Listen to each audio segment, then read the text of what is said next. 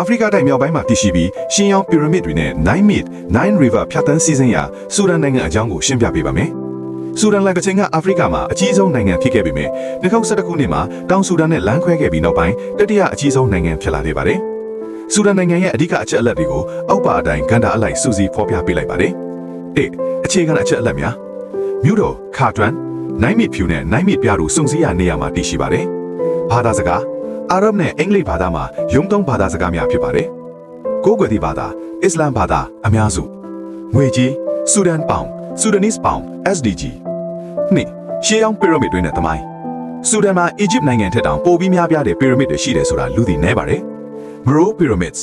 ရှေးရောင်း Kush Empire ရဲ့အမွေအနှစ်ဖြစ်တဲ့ဒီပီရမစ်ပေါင်း200ကျော်ဟာ UNESCO အမွေအနှစ်ဝင်ဖြစ်ပါတယ်။အီဂျစ်ပီရမစ်တွေထက်ပိုသေးပေမဲ့ပုံစံချင်းမတူပဲထူးခြားပါတယ်။3ပထမီဝယ်နဲ့နိုင်မစ်ဆောင်ဆူဒန်နိုင်ငံရဲ့မြို့တော်ခါတွမ်မှာနိုင်မစ်ဖြူနဲ့နိုင်မစ်ပြားတို့ပေါင်းစုံပြီးမြောက်ဘက်အီဂျစ်နိုင်ငံတွေကိုစီးဝင်သွားပါတယ်။ဒါဟာဆူဒန်နိုင်ငံစိုက်ပျိုးရေးအတွက်အထူးအသက်သွေးကြောဖြစ်ပါတယ်။တဲကန်တာ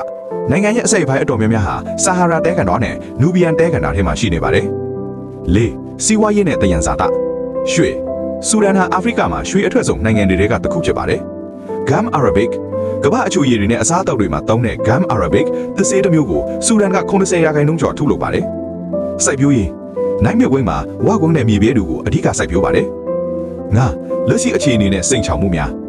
ဆူဒန်ဟာမချသေးမီနှစ်တွေအတွင်းနိုင်ငံရေးမတည်ငြိမ်မှုတွေနဲ့ရင်ဆိုင်နေပါတယ်။2023ခုနှစ်ကစတင်ပြီးစစ်တပ်နဲ့လက်နက်ကိုင်အဖွဲ့တွေကြားဖြစ်ပွားနေတဲ့ပြည်တွင်းစစ်ကြောင့်လူသားချင်းစာနာမှုဆိုင်ရာအချက်အရဲတွေအကြီးအကျယ်ကြုံတွေ့နေရပါတယ်။စိတ်ဝင်စားစရာအချက်အလက်တို့များဧည့်သည်ဝတ်ကျေပွန်မှုဆူဒန်လူမျိုးတွေဟာဧည့်သည်ကိုအလွန်နှွေးထွေးစွာကြိုဆိုကြပါတယ်။ဧည့်သည်ဟာဖျားပေးတဲ့လက်ဆောင်လို့ယူဆကြပါတယ်။အနီတောင်ပင်လယ်